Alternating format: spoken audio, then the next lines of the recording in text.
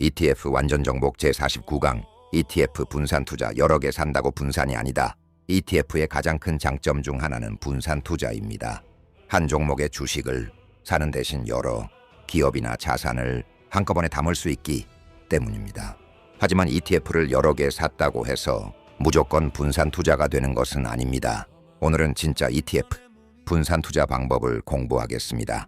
첫째, 분산 투자란 무엇일까요?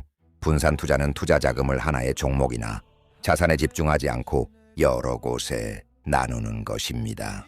예를 들어 한 기업에만 투자하면 그 기업에 문제가 생겼을 때 큰 영향을 받을 수 있습니다.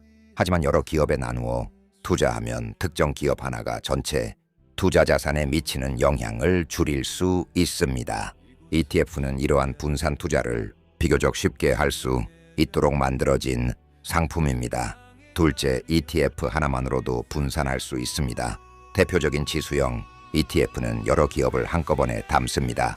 S&P 500 ETF는 미국 대형 기업에 폭넓게 투자하고 코스피 200 ETF는 한 국의 대표 기업들에 분산 투자하는 효과를 얻을 수 있습니다. 따라서 ETF 투자에서는 몇 개를 샀느냐보다 무엇을 담고 있느냐가 중요합니다.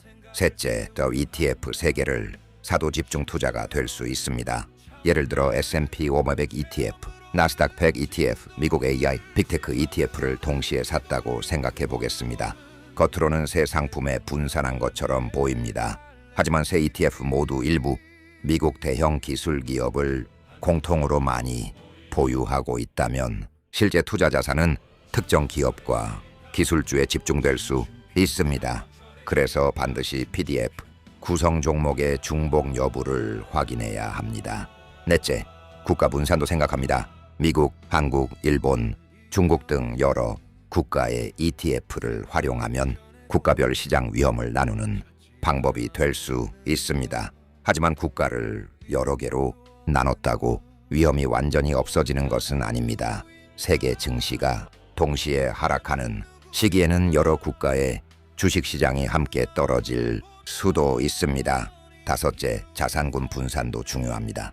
분산 투자는 주식 ETF끼리 나누는 것만을 의미하지 않습니다.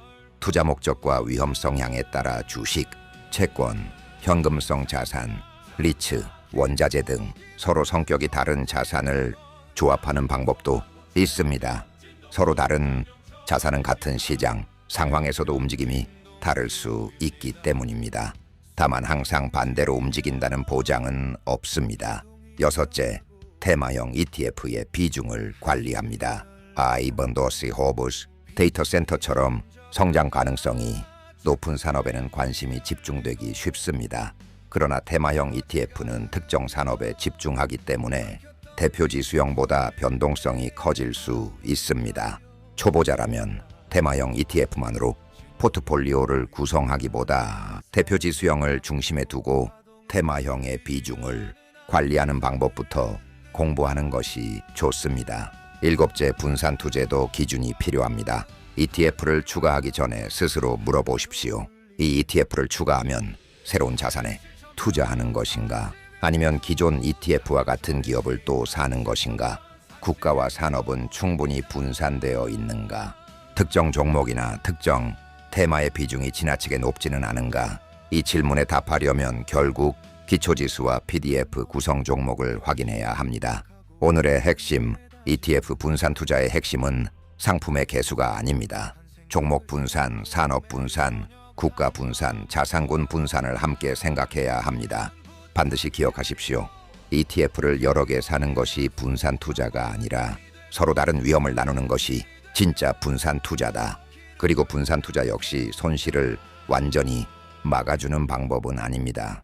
자신의 투자 목적과 투자 기간, 감당할 수 있는 위험 수준에 맞게 포트폴리오를 구성하는 것이 중요합니다. ETF 완전 정복 제49강이었습니다.